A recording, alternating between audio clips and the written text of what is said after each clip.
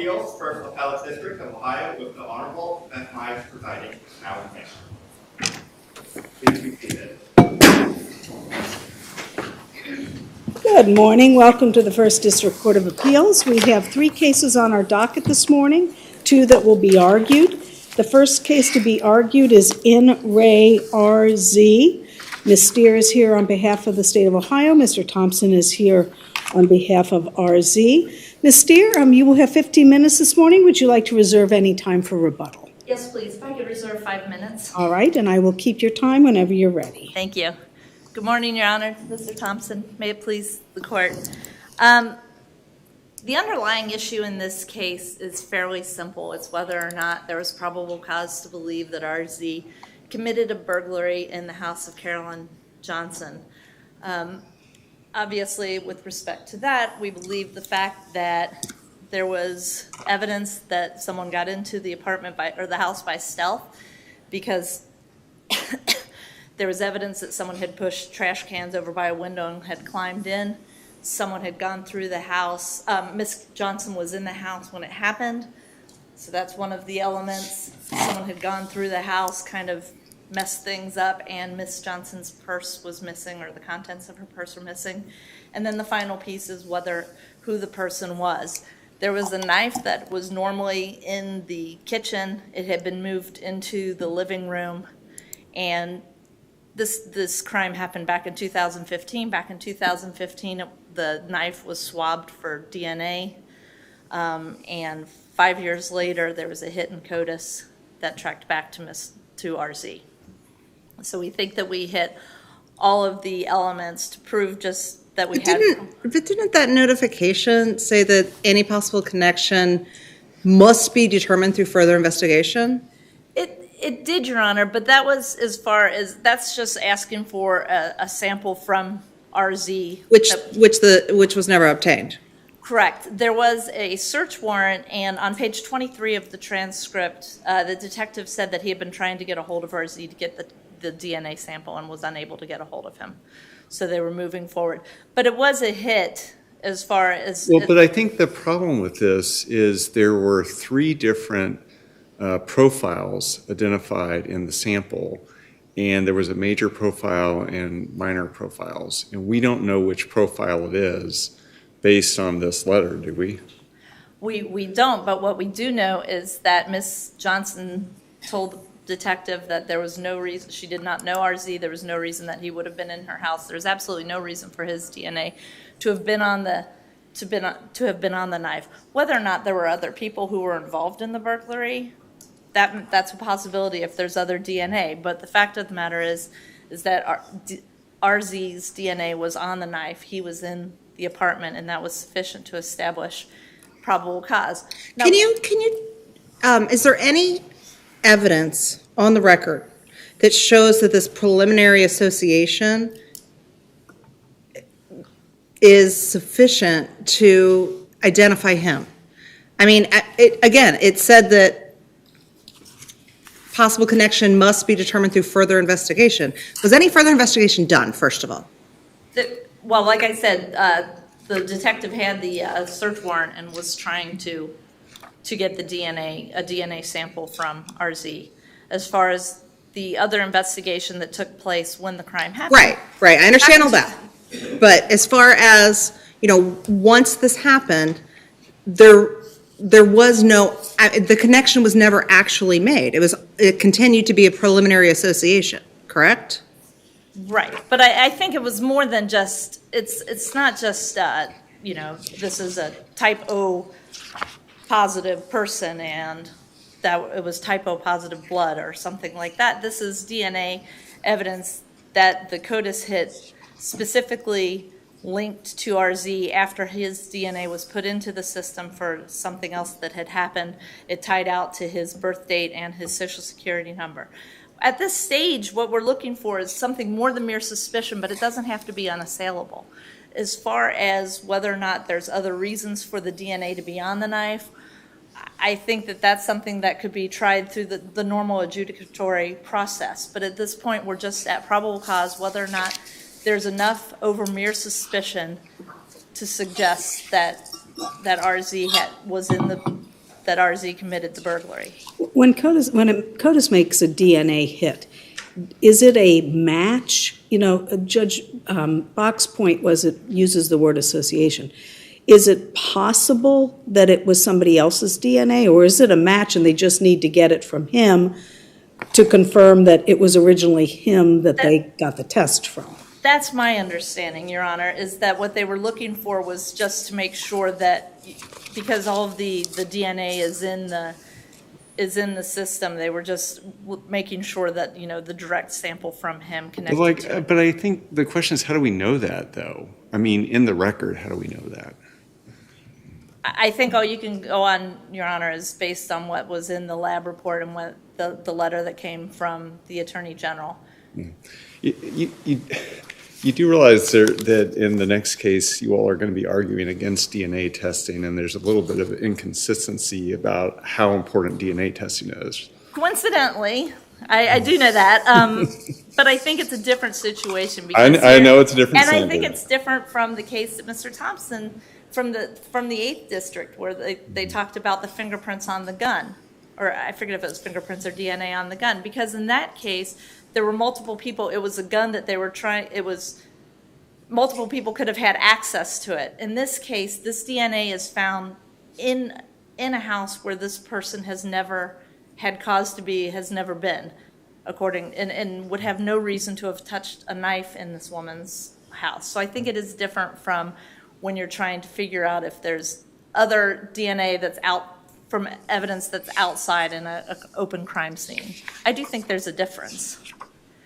If I could just touch basically, I know that if I could touch briefly on Mr. Thompson's argument regarding jurisdiction, I don't think that he's arguing that the juvenile court did not have jurisdiction over RZ when it made its decision regarding probable cause. I think the argument would be if it's remanded, then the juvenile court would not have jurisdiction.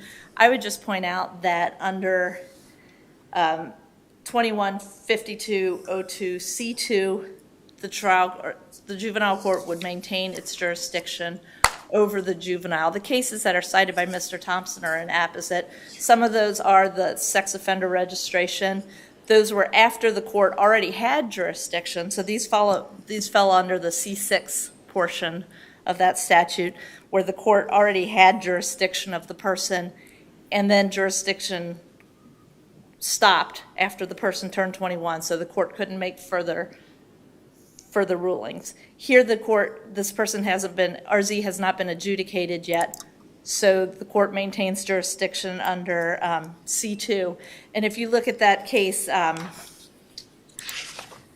Jean-Baptiste versus Kirsch, actually the case that they distinguish in that case, In re N.A., that case is more on point with this case. That was a case where when a case was remanded back to the juvenile court, by the time the juvenile court made the final disposition, the person was over 21, and the Supreme Court found that he didn't have, they denied his writ of habeas corpus.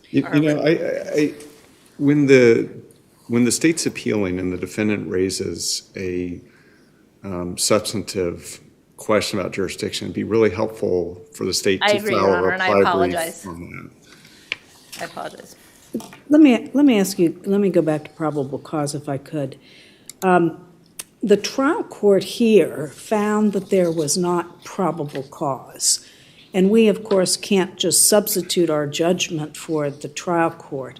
What do we do with that, even because that was a decision of the trial court? She or he found that it wasn't probable. Well, I think that the court would defer to any credibility findings, but then as far as applying then the law to it, it would be de novo. And here, the court's credibility findings, there was no indication that the court found anything to be incredible. The trial court did not discount the lab report. What the trial court said was, all you have is the lab report, that's not sufficient evidence. So there was no question of credibility, and I think then that this court can decide that based on the lab report where we are now, because there's no question of credibility, is that sufficient as a matter of law to meet the standard for probable cause? So I think that this court can decide that. Thank you, and you are at your time if you want Okay, to reserve thank you. 5. I'll reserve the rest. Mr. Thompson?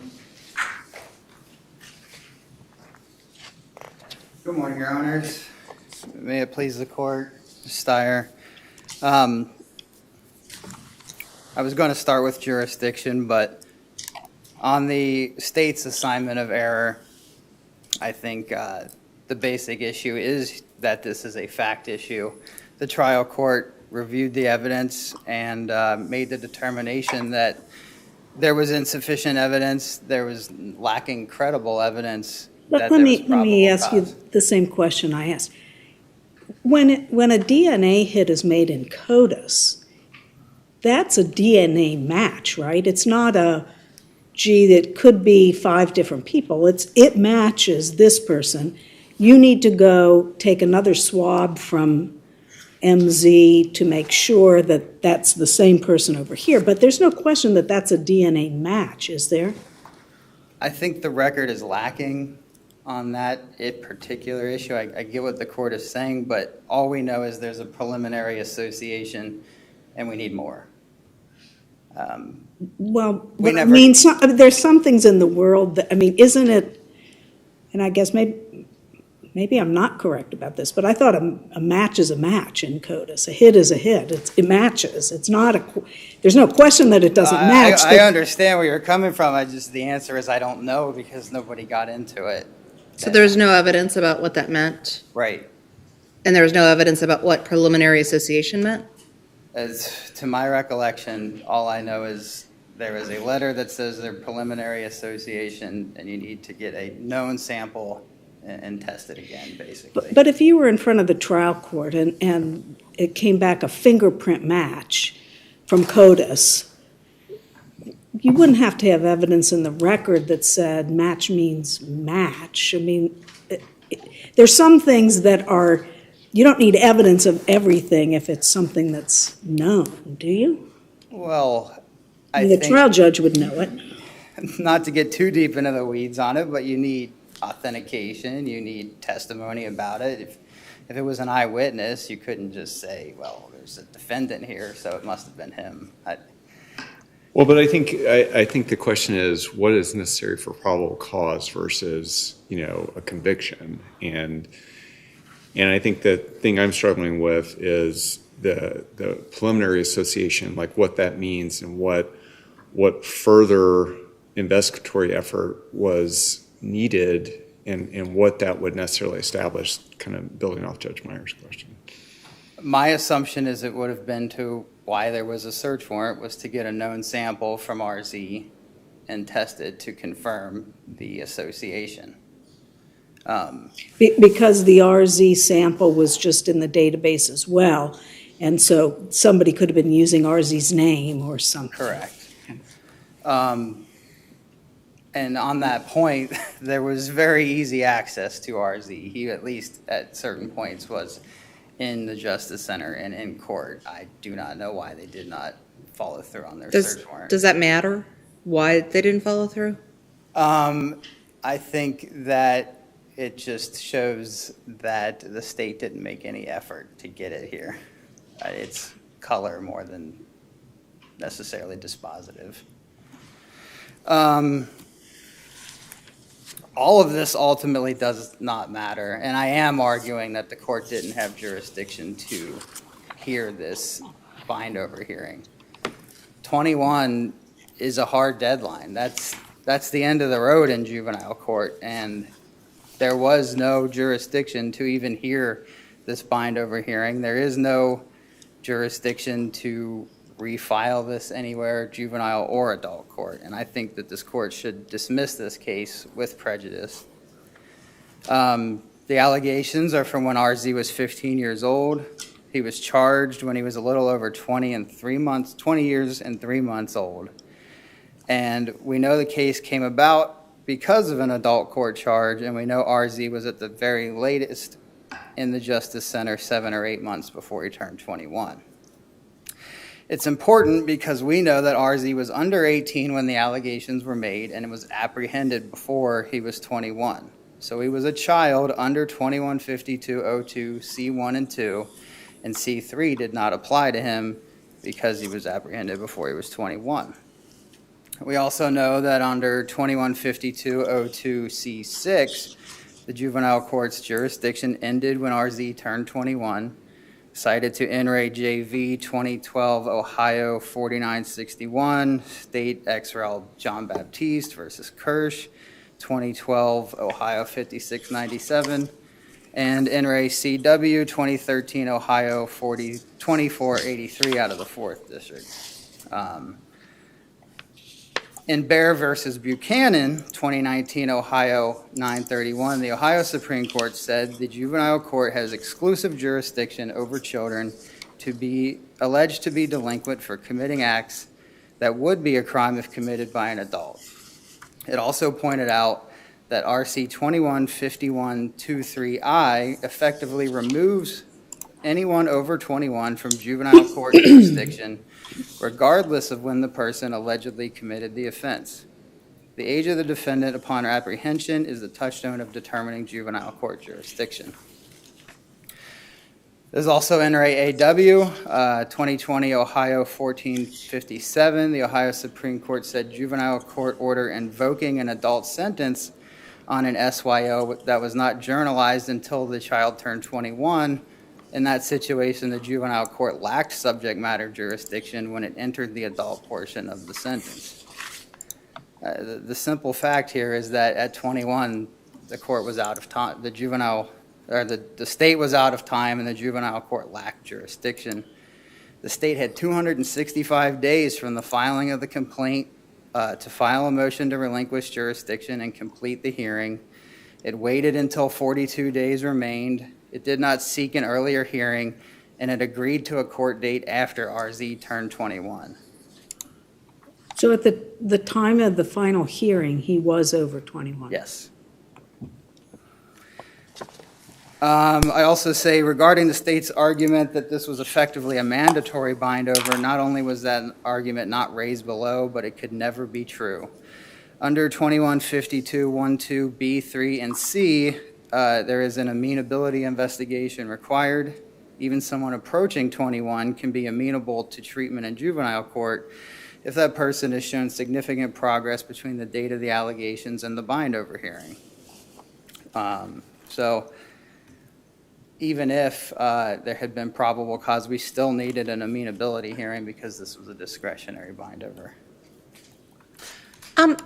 Counsel, in Bear v. Buchanan, the Supreme Court quotes State v. Walls, which is also a Supreme Court case, and says the statutory amendment made the age of the offender upon apprehension the touchstone of determining juvenile court jurisdiction. So if you could please explain to me how that works with this case. Why that matters is because RZ was they knew about the DNA and they apprehended him before he turned 21. So my main point there is they could not file this in adult court. They had to do the bind-over procedure to get him there. So then are you saying that he had to be tried prior to 21, or he could have been tried after that? No, I believe he needed to be tried beforehand, and then the state was given an opportunity to do so. And that's ultimately why this case was dismissed, was not the lack of probable cause, but the want of prosecution. There was no witnesses. There weren't enough witnesses present to go forward. If there are no further questions, we'd ask that the court dismiss this case or affirm the holding of the juvenile court. Thank you. Ms. Steer, you have 5 minutes remaining. If I could just start with Mr. Thompson's last point. I don't understand the trial court saying it was for want of prosecution because obviously the state had a witness there. I'm not certain if the court misspoke because what the court said was that there was no probable cause and then said dismissed for want of prosecution, but they had just went through a whole hearing on it, so I'm not sure how that cuts. I would just point out, again, I would apologize for not filing a reply brief, but under RC 215202C6, that doesn't apply here because that refers to a person who's adjudicated a delinquent child. RZ has not yet been adjudicated, so C6 does not apply. Instead, we stick with C2, which talks about the person being deemed a child irrespective of that person's age at the time of the complaint with respect to the violation that's filed or the So hearing. assume again, he was, allegedly committed the act at 15, is apprehended at 20, and for a variety of reasons, delays and whatnot, he's not eventually tried until 23. Yes. Does that create a jurisdictional problem, or is there any limitation on how late the state could try him? Your Honor, I'm not aware of any cases where that's been decided, but I think based on the plain language of the statute, that person could still be tried in juvenile court. And then I think it would become a matter of their amenability to treatment in the juvenile court. But if they're 24, the juvenile court can't do anything with them, right? They've lost jurisdiction to sentence them to DYS or somewhere else. I agree. I know that they can't send them to DYS. Like I said, I'm not aware of any case where that's happened, and I don't know what the result would be. All I know is that, like, at this point, before the appeal, the juvenile court had jurisdiction, and the juvenile court will continue to have jurisdiction until this case is resolved. Can I ask you one other question about the DNA hit? Could that DNA hit be a familiar hit? In other words, could it have been his brother? The DNA hit was, they gave his name specifically with his social security number and his birth date. Because they were both in the system. Right. Well, yes, because he was in the system. Correct. Yes. And the only indication as far as why they couldn't do the other, get his DNA at the time was the detective said that he couldn't get a hold of him. That wasn't challenged. It sounded as though the way I read it on page, I think, 22 to 23, it sounds as though the detective was kind of figuring they were going to do a swab that day. But they didn't. But they didn't. And was the detective the witness you were referring to, who was the state's witness? Yes. Okay. Yes. But he was not there to explain how the DNA procedures worked, right? He didn't, correct, he did not. All he explained was how when he got the notice from BCI, he filed the charge against RZ, called RZ and then filed the charge against him. If there are no other questions, we would ask that the court reverse. Thank you. Thank you. Thank you both very much for your arguments this morning. We will take the case under submission, give you a timely written opinion. The next case on our docket this morning is State versus Levinston.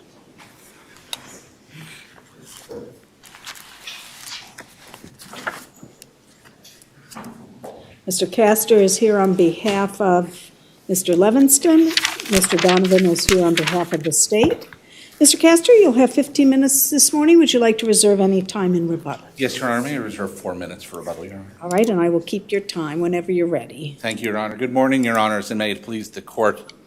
In this case, Marty Livingston was convicted of a crime that he's always insisted that he did not commit. At the time of his conviction, the technology simply didn't exist to test for DNA items from the crime scene that we're now asking to be tested. Those items, of course, are shell casings that were recovered at the scene of the crime. That technology now exists, and the Ohio General Assembly has offered Mr. Livingston the ability now to prove his innocence through DNA testing. Well, let me stop you. Would that prove his innocence? Well, It would show that he didn't, it would show, if somebody else's DNA came back on the casings, it would show that somebody else touched those casings. If I can make two responses to that, Your Honor. Of course, our prayer here is that the court reverses. Two responses to that. First of all, in this case, yes, it would be extraordinarily probative and exculpatory. And that's because of the paucity of the evidence in this case. I'd remind the court what the evidence against Mr. Livingston was at trial. It was, from a substantive standpoint, the only substantive evidence was, was an incentivized jailhouse informant who claimed to hear Mr. Livingston, a co-defendant, communicating through the air ducts in the Hamilton County Justice Center. The only other testimony against Mr. Livingston that came in was the prior inconsistent statement of an eyewitness who had recanted her eyewitness identification long before the trial even began. She had to be called as the court's witness because the prosecution couldn't satisfy it. Could you explain how the testing material here could be outcome determinative? Well, yes, and if I could make my second response, Your Honor, which is that's not actually the question that we're before the court on. The trial court did not reach any opinion as to whether or not testing would be outcome determinative. And if that's the question that the court is grappling with, we would urge the court to remand and let the trial court decide that in the first instance. The trial court never... No, I understand that. Never afforded us a hearing. Right. In this case, identity was a huge issue at trial. That was the whole issue, was identity. So the question is, how do we get to outcome determinative? And the answer is similar to the case that the state had before you 15 minutes ago. You do the shell casing testing, you run it through CODIS, and which the court has statutory authority to do. And if you get a hit to someone who could have been affiliated with that crime, you know you have the actual perpetrator and the suspect. Yes, there are potential exclusionary results that would not be completely outcome determinative, but that's true in every case. The question for the court, hopefully on remand, on outcome determinative, is whether there is an exclusion result that would be outcome determinative. We have any number of alternate suspects in this case who could have been. We didn't have the opportunity to develop that record in the trial court below. There was no hearing, there was no analysis by the trial court as to whether or not this is outcome determinative. Instead, what the trial court determined is that testing should not go forward because the parent sample was unavailable. And the trial court erred in making that ruling in two respects. First of all, its ruling is simply contrary to the record. And secondly, the trial court didn't go through the statutory process necessary to make that determination. So, Mr. Castor, I just want to clarify something Yes, Your Honor. with you. So, are you arguing that anytime, no matter what the situation, what the facts are, what the circumstances are, anytime anybody files a petition under 235973, the trial court or the prosecutor, or the trial court must require the prosecutor to determine whether there's any biological material available? No, Your Honor. And the case law is very clear that that's not the requirement. If the trial court had made the determination that testing would not be outcome determinative, regardless of whether the evidence was present, then there's clear case law that says that the trial court doesn't have to go through the step of requiring the prosecutor to return an inventory of the evidence. But that's not what happened here. Instead, the trial court first of all, it made a factual finding that indeed the shell casings that are the subject of the application were collected at the crime scene. The trial court couldn't have made any other factual finding because it's clear from the transcript that those shell casings were collected. And then the trial court made the legal conclusion that the parent sample was not available for testing. Under those circumstances, the Noling case cited in the brief, I believe it's Noling 3. There's so many Noling cases, Your Honor. But Noling 3, in that case, the Ohio Supreme Court said there are certain mandatory obligations of the trial court. And those include telling the prosecutor to return an inventory and consulting with the testing authority. And those go to the statutory criteria that match up with those obligations. Several courts of appeals have said if the trial court says the testing wouldn't be outcome determined, there's no need to require an inventory. And I don't take issue with that in this case today, Your Honor. But again, that's not what the trial court said. So the trial court skipped a step. The trial court skipped steps to get to the legal conclusion that it got to. Can I go back to the beginning? Of course, Your How Honor. is this biological evidence? Well, It's not semen, it's not perspiration, it's not saliva, how is it? We don't know whether there's anything on those casings. Yes, Your Honor, and a couple of responses to that. First of all, there is some, as Judge Bergeron may have noticed, there's some incongruity between the positions of the state 15 minutes ago to the one today. The state of Ohio just stood before this court telling the court how probative the results of DNA testing on a knife are. A knife, Your Honor, just as the state writes in its brief to this court, shell casings are not the product of a human body. Unless there's something going on that I don't know about, a knife has never been a product of a human body. We're never testing, we're never talking about DNA in the raw. We're never talking about stray skin cells that were somehow swept up into a baggie. That's not the way it works. It's always a swab. A swab is not the product of a human body.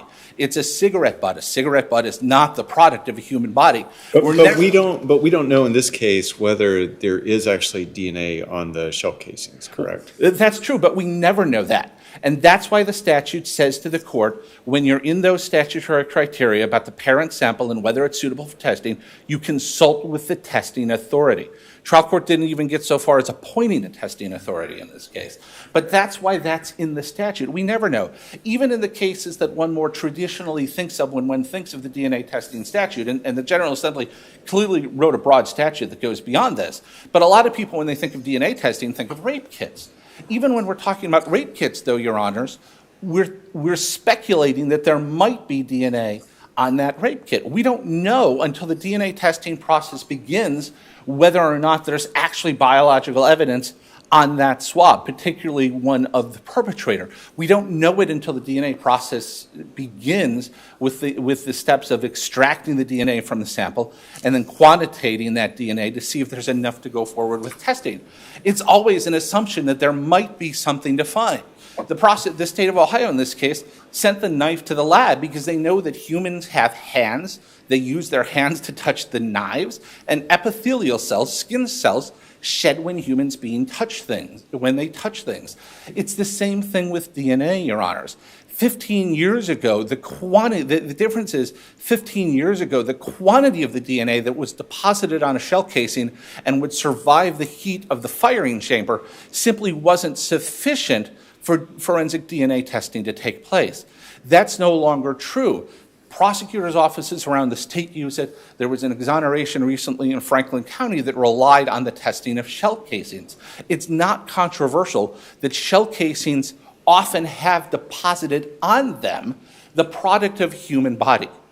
The question is, do we have to know it for sure before the court can say that the parent sample is suitable for testing?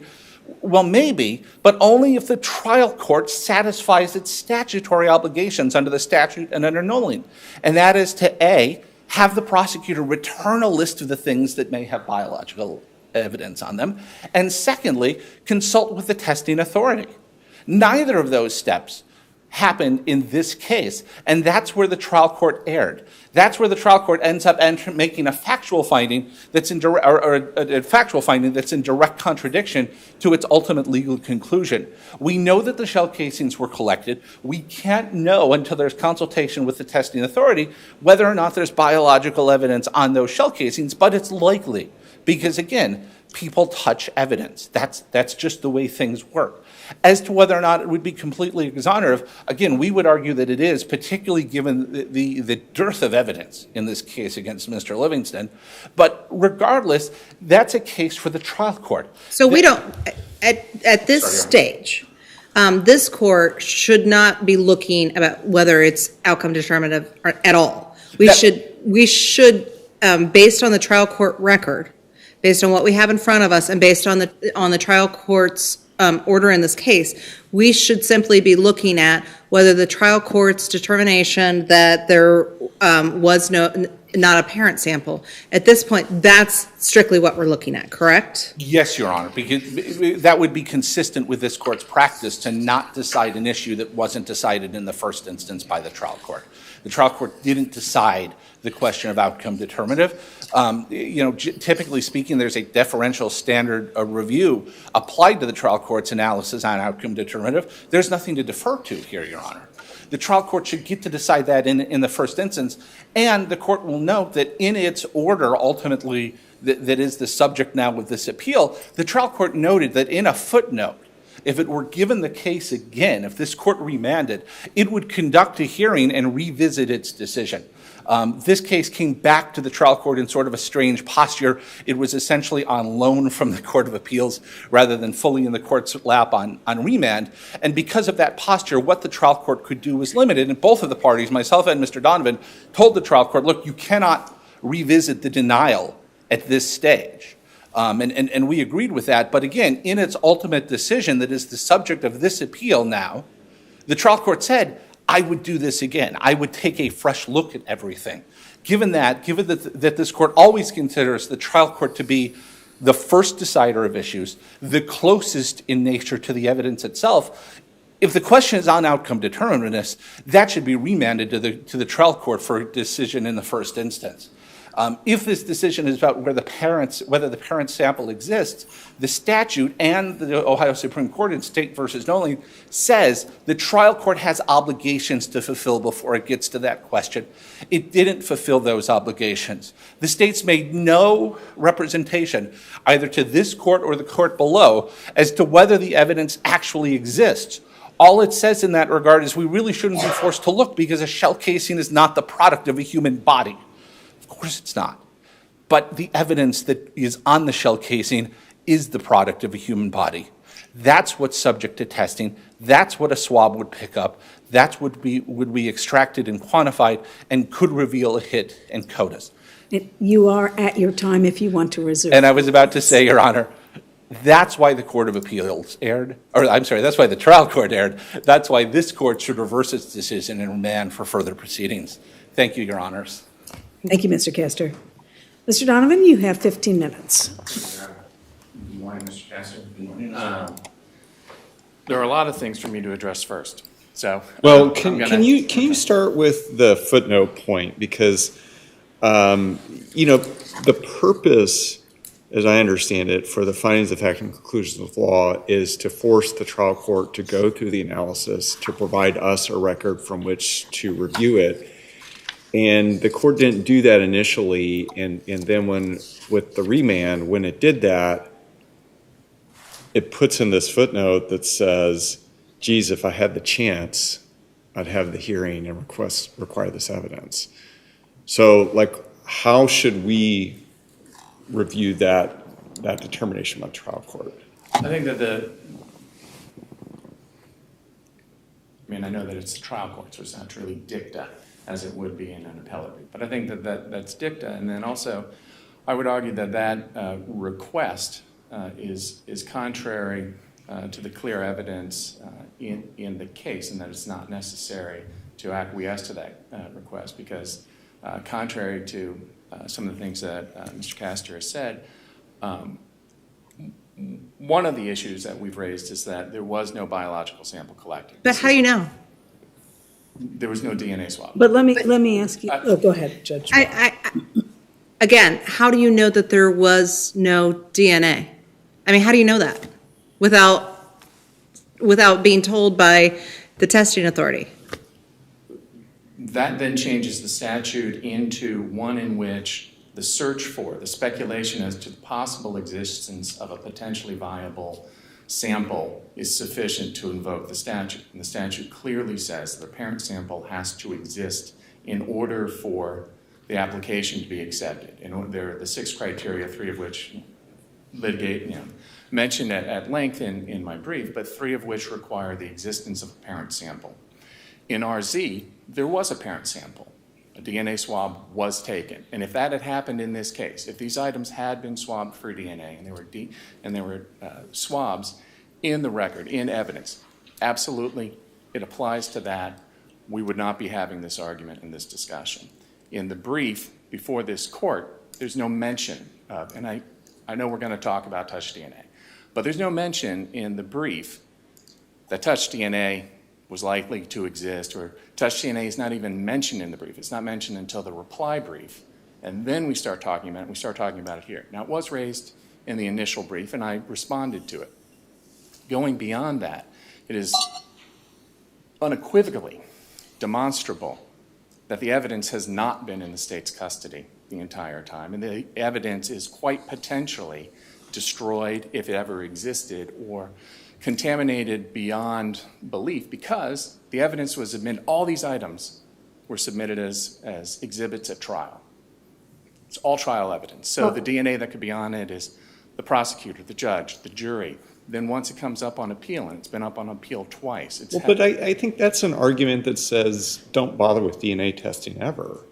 Because, I mean, like, that's a possibility. I mean, it shouldn't be because there should be procedures to ensure that there is no contamination. But, I mean, why wouldn't you at least run the test to see what unfolds at that point? Run the test to see if there is possibly the existence of a possible sample, which we know has not been in control, in the state's control for the entire time of its existence. As the statute requires, that's one of the elements that the court must find, that it has always been, that there is a chain of custody that guarantees its forensic viability. That's not the case. But the court didn't even look into that. The court said that there was no, the court mentions the contamination and says that it can't get to that because there is no parent sample. I'm going to boil this down to a simplistic statement if I could. Your argument is if it had been tested for touch DNA prior to trial and there just was no match, but that existed, that would be one thing. But here, there was never any touch DNA testing done, so there isn't a parent sample. And therefore, the statute doesn't apply because it doesn't exist. With one, I don't want to say correction, but correction Say as correction, to my that's position. why I'm asking it. To my position is not that testing had to happen at that time, but collection had to happen at that time. All right, collection. So let me ask you a hypothetical. If we were talking about a knife that was used in a stabbing, and there was blood on the knife taken, and it matched the victim and the victim only, and that was known at the time of trial. But there was never any testing done or sample collected of the handle, and now we're 5 years later. Would your argument be the same as it is with the shell casing? Yes, ma'am. Because the testing in your scenario, the blood has been tested and that there was no swab collected. And this differentiates it from RZ, as Judge Bergeron was asking initially, making the comment during RZ, how do we differentiate? Well, the differentiation is that the knife was not submitted. The sample that was collected was submitted. And I think Mr. Castor touched on this, but I mean, part of the issue here, as I understand it, is the technology didn't exist at the time to maybe do that in the way that we would do it today if it happened. And so what do we tell defendants in that circumstance if there weren't the swabs taken because the technology didn't exist at that time to do that? Do we just say you're out of luck, or? Well, touch DNA predated this case by at least 5 years. So touch DNA was a known quantity at that time. And items were routinely swabbed at the time of trial, were routinely swabbed, and there's a host of cases, even Bueller and Moten and a few others that are from 2007 and or 2008 when this case happened, that are dealing with touch DNA and dealing with recent advances in DNA technology. And so that argument has been being made for the last 15 years about that recent advances allow for touch DNA to be recorded. Touch DNA wasn't. One of the things that I believe, and as we were sitting here talking about it, I believe the transcript says that the reason that fingerprints weren't collected is that I believe it was raining that evening.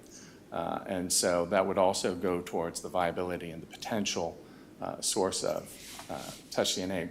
But in terms of the recent advances, that argument's been being made for at least 15 years now.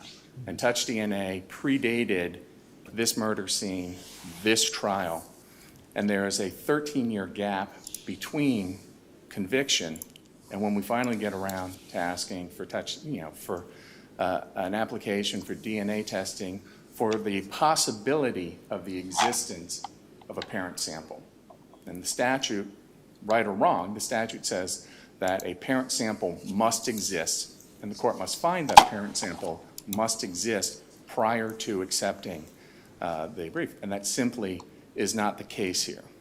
Now, I know that we touched a little bit on outcome determinative and whether or not, and the trial court did not rule on that. However, I think definitively the record does establish that it can't possibly be outcome determinative. There were 3 weapons.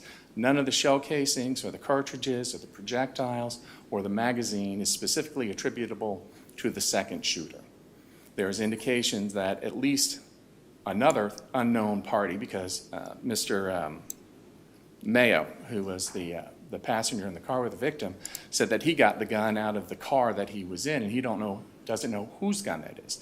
So the existence of a unknown third-party DNA on any of these items cannot possibly be outcome determinative, and I don't think that, were the court to rule otherwise, we'd be appealing on that.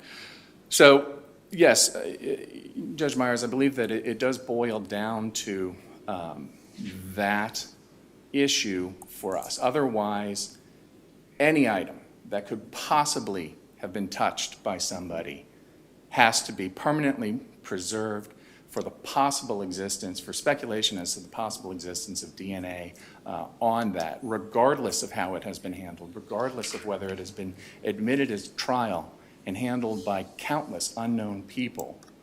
We're still saying that that the statute applies in a situation like that, and the statute was never written to be that expansive, which is why it says parent sample has to have been collected. I understand that in a DNA swab that there is some speculation as to whether or not a sample was collected, whether or not there's viable DNA in there. It's speculative to a certain point on any of those items, fingernail scrapings, maybe it collected skin follicles, maybe it didn't. There is some amount of speculation, but that sample was collected. And so it can then be ordered to be tested. Until there is a sample collected, it can't be. And in their brief, they just said shell casings were collected. Clearly, the court is wrong in determining that there's no parent sample. Well, shell casings aren't, and Mr. Castor agrees with that. Metal items aren't. So there's no indication as to how those shell casings are likely to contain or likely to have DNA on them. There's speculation as to that. There's a report that's referenced in the reply brief as to that, but that would be evidence, and maybe that report should have been attached to the application when it initially was put in. But even if it were, we can't get past the fact that these items that touch DNA is by people touching it. It is created, transferred, and destroyed by subsequent contact and contact with that item. And we have countless unknown people who have touched it. So even if such a sample existed at one point, it is beyond doubt, beyond any argument, that it is no longer forensically viable. When you say that, what is the evidence in the record that establishes that exact point, that it has been handled and contaminated? Evidence of the prosecutor having the witness open the item and present it to the jury. We know that then the items, absent like a gun or a deadly weapon or drugs, the items are sent back to the jury. The items are sent to this court, many of them when it is on appeal. So it has not been in the state's custody. So definitively, do I have a section in the transcript where it says, I'm not wearing gloves and I'm touching this item? No. But there are, we know that the items were handled to be removed from the magazine because the cartridges that were in the magazine were loose. We know that the items were handled as the exhibit on. We don't know anything about the process by which they were handled, do we? We do not, but we do know that in terms of touch DNA, the handling of them will disrupt the DNA if it is on there. The handling them, whether it's gloved or ungloved, can destroy. There can be, there's the potential for transfer, although hopefully The coroner's office wouldn't do anything that would be cause transfer. However, in the courtroom, the officer doing that, touching that is to not leave fingerprints or to not. How many shell casings are we talking about? I believe it was 13, Your Honor, from. Well, I mean, I guess my question is on the contamination point, like, would it necessarily follow if one or two or three or half of them are contaminated that the rest of them would be too? If they're contained in the same container, they would be. That would be my argument, yes, sir. Yeah, but I guess we They're don't not know that. We individual. don't know that, right? They're not in individual envelopes. I believe that is in the record. But the statute doesn't say that. I'm saying that it's demonstrably contaminated, but the statute says that the court has to find that the items, that the parent sample was always in the state's control and custody, and that there is a chain of custody to that. That is interrupted upon its introduction into evidence and the countless other people who have access to it. We don't know whether or not other people touched it. We know that at least the room prosecutor and the witness definitively touched it. But we know for a fact that it hasn't been inside the state's custody and control. So even if we were to go beyond and say that the shell casings constituted a biological sample under some massive expanse of what the definition would be, we still cannot, because they were admitted as exhibits, they then leave the state's custody and have not been in the state's custody and have not been controlled in a forensically viable manner. Therefore, that issue cannot be established in any situation like this. And that's different from a bloody knife or a blood sample or even. But I guess I'm also just struggling with, like, what is the harm in doing the testing? And if it reveals exactly what you're saying, then the defendant's out of luck and everybody goes home. Like, you guys have been fighting this for a while. Like, wouldn't it have been quicker and easier just to do it and see what the result was? Is that potentially true? Yes, Your Honor, but it opens a floodgate of obligation that does not exist. And part of the statute and all of the case laws say that the trial court has wide discretion and latitude. And we haven't really touched on, and I believe, Judge Bach, you brought up in terms of the order of which obligations have to be addressed. And the case law is clear that the trial court has a great many in different statutes. Each one will say the trial court shall do this, the trial court shall do that. And the case law from the Ohio Supreme Court is that the trial court has great latitude in how it approaches these and the order in which it reviews these items. And if it says it's not just outcome determinative or prosecutor's report, there's also the obligation that the court find. And you are at your time. I'm going to let you finish that answer unless there are other questions from the panel. I think I've made my point on that if there are no further questions. Any follow-up questions? Thank you. Thank you. Mr. Castor, you have your 4 minutes remaining. May I start by asking you a question? Because I'm still focused on what I was focused on earlier. Why isn't the state right that there has to be a parent sample? You know, I understand your argument, but why doesn't there have to be a parent sample that was taken at the time? Because that's. Because the statute says it, parent sample, parent sample. I understand, Your Honor. The parent sample exists, at least so far as we know. It does. It's on the shell casings. Well, but that's not taking a sample. Well, Your Honor, the statute doesn't say that the sample has to be taken by the state. The statute doesn't say that you have to have a swab taken by the state. The position advanced by the state before this court is extraordinarily narrow. What it means is that the only cases that would be subject to post-conviction DNA testing would be rape kits. That would be it. No, they could have, in several cases, they might have wanted to prove that someone had touched the casings, and they might have taken samples of all the casings. Well, sure, but Your Honor, in that case, if the DNA testing had been done, unless there's a very narrow range of cases where there's more advanced testing, even in a case where the state already thought that the testing was advanced enough, which is not this case. But your client could have asked for testing prior to trial. There would have been no reason to, Your Honor. This is a record we could have developed in the trial court, and there are journal articles that were cited both in the briefs here and before the trial court that said that you didn't do shell casing testings in 2008. You couldn't do it.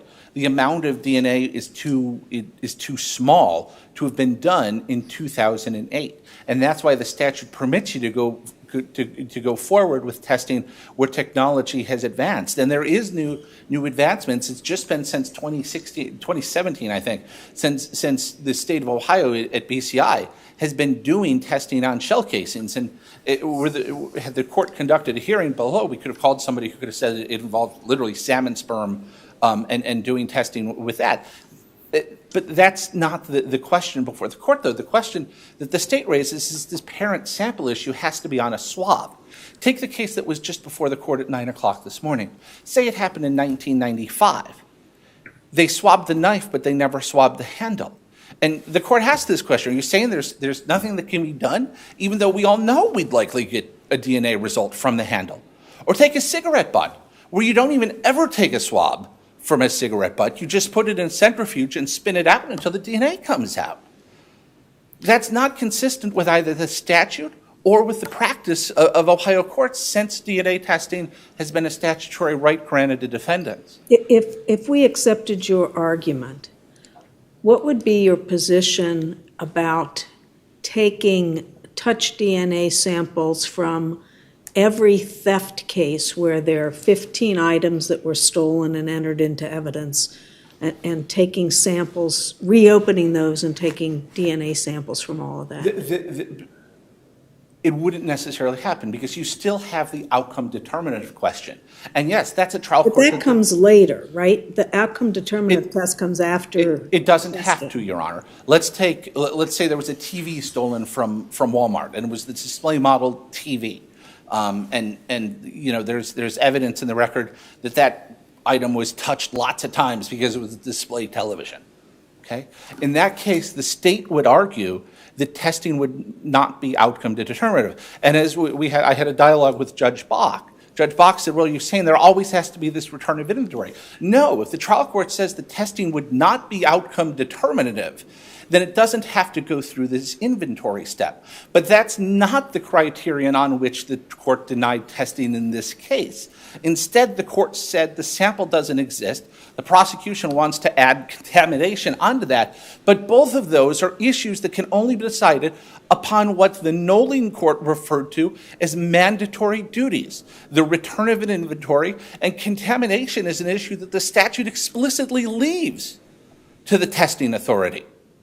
Your Honor, the statute was written broadly. It was intended by the General Assembly to permit more and more testing as more and more technology is available. And something that Mr. Donovan said while he's up here is good evidence of that.